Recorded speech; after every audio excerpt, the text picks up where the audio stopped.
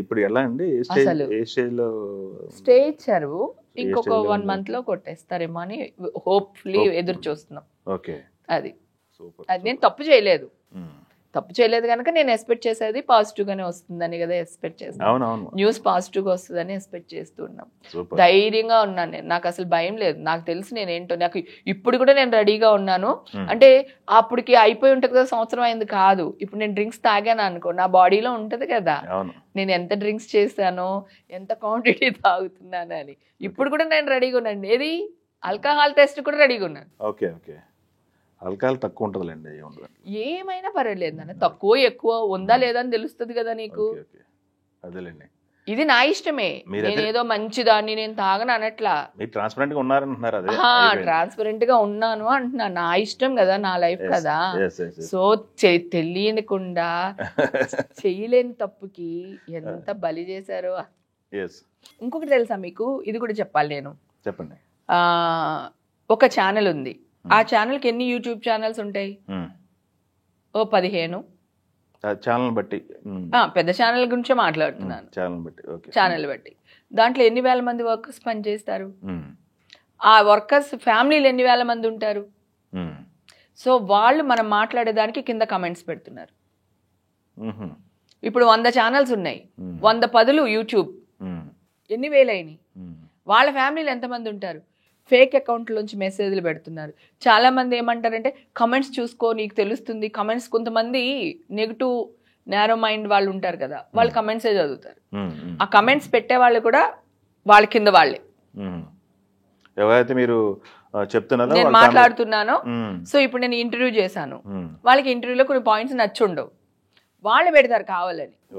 చెప్పేవులే నువ్వు పెద్ద తాగుబోతువి, నువ్వు రోడ్ల మీద పడ్డావు అన్నట్టే మాట్లాడతారు. ఇప్పుడు నేను ఏ మైండ్ సెట్కి వచ్చేసానో తెలుసా? ఎందుకంటే వీళ్ళ వాళ్ళే పెడుతున్నారు అనేది నాకు తెలిసిపోయింది కదా. నేను ఏ మైండ్ సెట్కి వచ్చానంటే, చింటుగాడు చెండుగారులో కూర్చుని ఆడేమనుకుంటే నాకేంటి, ఆడి ఫ్యామిలీ ఏంటో, వాడి అమ్మ ఏంటో, వాళ్ళ చెల్లె ఏంటో, లేదా వాళ్ళ నాన్న ఏంటో, వాళ్ళ అన్నయ్య ఏంటో, వీడికేం ప్రాబ్లమ్స్ ఉన్నాయో, వీడికి తిండి ఉందో లేదో. నేను చదవను, ఎప్పుడు చదవను.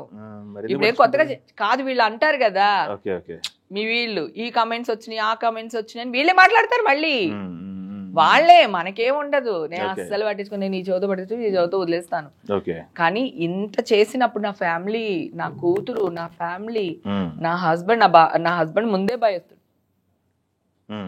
మా అమ్మ లైఫ్ పాపం, ఆవిడ ఆల్రెడీ ఆవిడకి ఏమంటారు షుగర్ ఉంది.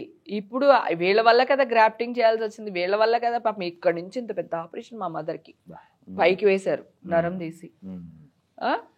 పరువు పోయిందిగా నాది. మీరు అందరు తీసుకొచ్చి ఇవ్వగలరా? మీడియా వాళ్ళు అందరిని అడుగుతున్నారు, నా పరువు తీసుకొచ్చి ఇవ్వగలుగుతారా? ఎట్లా క్రాస్ చెకింగ్ ఉండాలి, 1-4 సార్లు చెయ్యాలి కదా. ఒక బయటకు వచ్చి మీడియాలో ఒక వీడియో పోస్ట్ చేస్తుందంటే ఏదో ఒక ధైర్యం లేకుండా ఒక అమ్మాయి చెయ్యదు కదా. అందులోకి మీ ముందు పెరుగుతున్నాను నేను 30 ఏళ్ళ నుంచి. మీరు ఎవరొచ్చిన ప్రెస్ వాళ్ళు పరిగెత్తుకొచ్చేస్తాను నేను. వేణు ఏం చేస్తున్నావు అని, ఏంటండి ఏం చేస్తున్నారు, ఏంటి ఇలా జరుగుతుంది అలా జరుగుతుంది, మీ దగ్గరే ఉంటాను నేను. వాళ్ళ సెలబ్రిటీస్ దగ్గర కూడా ఉన్నాను.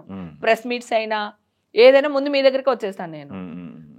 ఎలక్షన్ లో కూడా అందరికి నేనే బిస్కెట్లు, వాటర్ బాటిల్ అవన్నీ పాపం మొత్తం అందరికి ఇచ్చింది నేనే అక్కడ.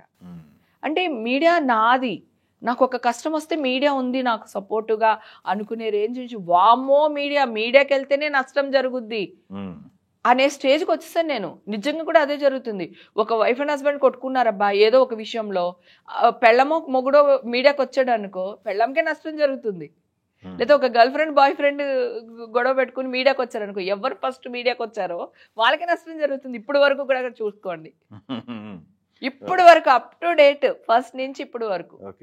భార్య వస్తే భార్యను వదిలేసి అవతలదంతా వెళ్ళిపోతున్నారు. ఒకవేళ అమ్మాయి వచ్చింది అనుకో, అబ్బాయి పక్కనే న్యాయం ఉంటుంది, అమ్మాయి అన్యాయంగా మాట్లాడుతుంది. పాపం ఈ లోపల మీరు అందరూ అబ్బాయిని వేసేసుకుంటారు. ఒక హీరోకి ఇదే జరిగింది, పేర్లు తీయడం ఇష్టం లాగా చెప్తున్నా. ఆ తర్వాతే ఆ అమ్మాయి ఇది అయిపోయింది, ఆ అమ్మాయి అది తీసుకుంటుంది ఇది తీసుకుంటుంది, అది కాదు ఇది కాదు, ఎంతమంది బాయ్ ఫ్రెండ్స్ ఉన్నారు అన్ని తర్వాత వస్తున్నాయి. ఈ లోపల ఆ హీరో పరువు పోయిందా, ఆ హీరో సినిమా పోయిందా, ఆ అబ్బాయి ఫ్యామిలీ రోడ్డు మీదకి వచ్చారా? ఇప్పుడు నేను రమ్మంటున్నాను కదా అని ఎగేసుకుని రాకూడదు కదా నాన్న. మీరందరూ ఒక బాధ్యత గల పోస్ట్లో ఉన్నారు కదా. మీరు ఎంతో పెద్ద చదువులు చదువుకున్న వాళ్ళు, పెద్ద పెద్ద సంస్థలు మీరు అందరూని. అదే 2 వర్షన్లు ప్రొజెక్ట్ చేయాలి చెయ్యాలి. ఒక న్యూస్ బయటకు వచ్చినప్పుడు ఒక ఫ్యామిలీ మొత్తం నడి రోడ్డు మీదకి వచ్చేస్తుంది కదా. నా ఫ్యామిలీనే తీసుకోండి, నడి రోడ్డు మీదకి వచ్చేసాను కదా. మొండి దాన్ని గనక లేచి వాదిచ్చి పరిగెత్తి కష్టపడుతున్నాను.